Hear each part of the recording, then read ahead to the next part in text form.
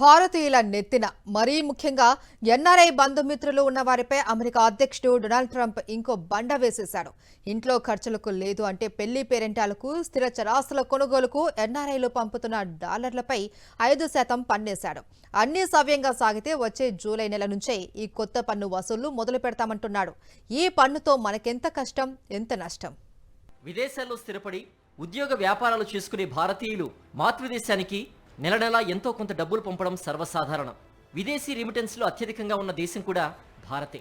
2023-24లో మన దేశం ఏకంగా $118.7 బిలియన్ మొత్తాన్ని ఇలా విదేశీ రెమిటెన్స్ల రూపంలో అందుకుంది. ఇందులో అమెరికా నుంచి మాత్రమే అందే డబ్బులు సుమారు $32 బిలియన్. ట్రంప్ తాజా నిర్ణయం ఫలితంగా ఇప్పుడు ఈ రెమిటెన్స్లపై 5% పన్నుభారం పడనుంది.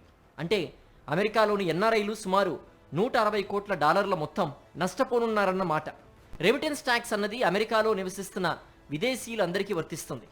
H1B, L1 వీసాలపై ఉన్నవారు కూడా మినహాయింపేమీ కాదు.